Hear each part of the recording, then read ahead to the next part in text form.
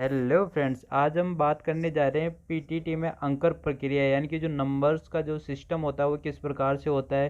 PTT में कौन से सब्जेक्ट को कितना महत्व दे, अब एक डेढ़ महीने में किस प्रकार से तैयारी करें, तो इन सब चीज़ों के ऊपर आज हम बात करेंगे। तो एक बार हमारे यूट्यूब चैनल आलोक एजुकेशन हब में आपका स्वागत है।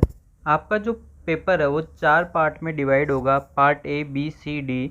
तो जो एक पार्ट है वो होगा मेंटल एबिलिटी यानी कि जो रीजनिंग है। दूसरा part teaching attitude and aptitude test यानी कि शिक्षण अभिरुचि।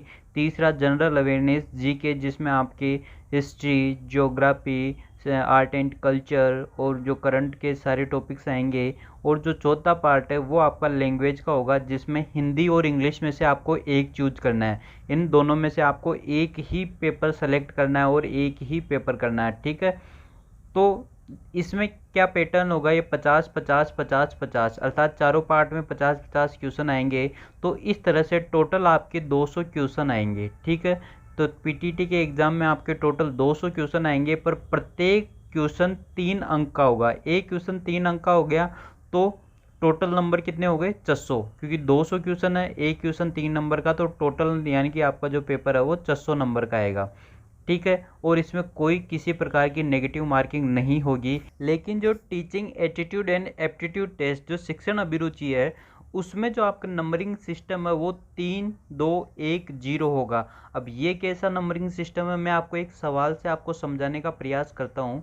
जैसे कि ये सवाल आपको दिखाई दे रहा है, इस प्रकार से क्वेश्चन आएगा, आपके कक्षा का मॉनिटर किस छात्र को बनाना चाहेंगे, और उसके 4 ऑप्शन हैं। होशियार व बुद्धिमान छात्र को, सुंदर व हष्टपुष्ट छात्र को, प्रधानाध्यापक के पुत्र को, और सर्वाधिक उदंडी छात्र को। तो इसमें जो नंबरिंग का सिस्टम होगा वो कुछ इस प्रकार से होगा कि एक ऑप्शन होगा जो बिल्कुल एकदम करेक्ट है, उसके आपको पूरे 3 नंबर मिलेंगे।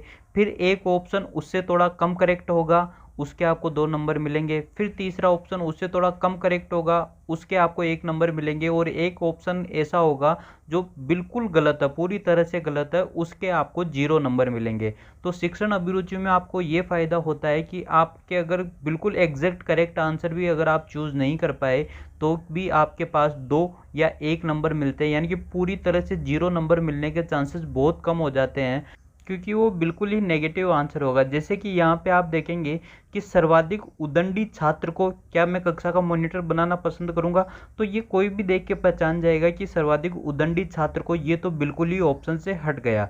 यानी कि इसको अगर कोई टिक करता है तो उसको 0 नंबर मिलेंगे। और शायद तक इस प्रश्न को देख के आप आइडिया लगा सकते हैं कि इस ऑप्शन को कोई भी सिलेक्ट नहीं करेगा।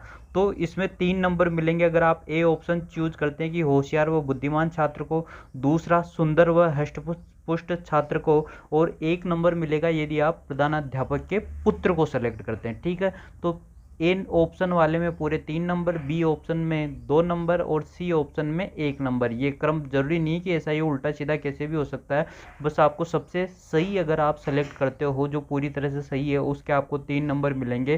तो आपको समझ आया होगा कि शिक्षण अभिरुचि में किस प्रकार का पैटर्न होता है।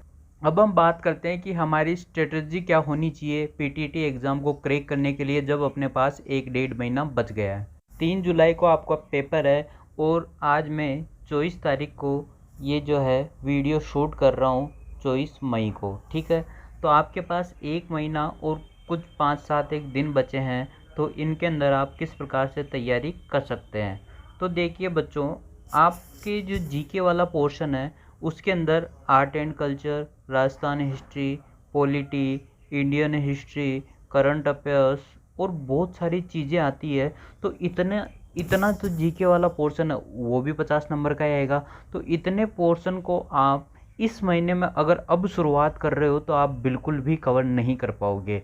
तो अगर जो स्टूडेंट पहले से जीके की तैयारी कर रहे हैं तो उनके लिए तो अच्छा, वो रिवीजन कर सकते हैं, अच्छी चीज़ें कर सकते हैं। लेकिन अगर आप शुरुआत ही अब कर रहे हो, बहुत से स्टूडेंट्स ऐसे होते हैं, तो उनको सबसे ज़्यादा जो ध्यान है वो जीके को सबसे कम देना है, और उसके बाद मेंटल एबिलिटी और हिंदी या इंग्लिश जो भी आपकी प्रेफरेंस है उसमें से एक सब्जेक्ट तो हिंदी इंग्लिश में से एक, और मेंटल एबिलिटी यानी कि रीजनिंग वाला पोर्शन, इस पे आपको सबसे ज़्यादा तैयारी करनी होगी, क्योंकि इसमें टॉपिक्स फिक्स है और जीके का कोई पार नहीं है। जीके की आप लिमिट नहीं है, कितना भी पढ़ लो और उसमें से आ जाए, क्योंकि जीके का सिलेबस बहुत बड़ा है, फिक्स पॉइंट इसके अंदर नहीं दे रखे हैं। ठीक है, तो आपको रीजनिंग और जो आपकी है हिंदी या इंग्लिश में से एक जो भी आपका सब्जेक्ट है वो टॉपिक्स कवर कर लीजिए। और teaching attitude and aptitude test है, वो आप थोड़ा सा हल्का सा देखेंगे तो भी बहुत अच्छा खासा स्कोर आप उसके अंदर कर सकते हैं। क्यों?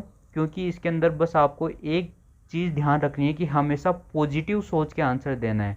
ठीक है, चाहे वास्तविक दुनिया में ऐसा होता हो नहीं हो, लेकिन अपने माइंड को पॉजिटिव सोच के अगर आप आंसर दोगे तो आपके ज़्यादातर क्वेश्चन सही होंगे और एकदम सही होंगे। ठीक है, और अब बचा जो जीके वाला पोर्शन, उसमें आप ऐसा करिए, जैसे राजस्थान जीके आपको पढ़ना है तो मेन मेन जो शासक है, पृथ्वीराज, महाराणा प्रताप, महाराणा राणा सांगा, ये जो मेन मेन शासक है इनके बारे में पढ़ लीजिए।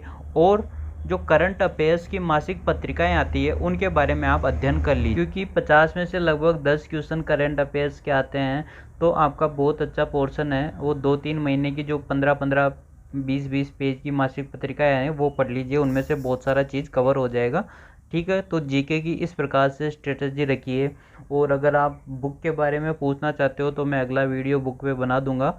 इस प्रकार से मेहनत करिए, आपको सफलता ज़रूर मिलेगी। थैंक्स।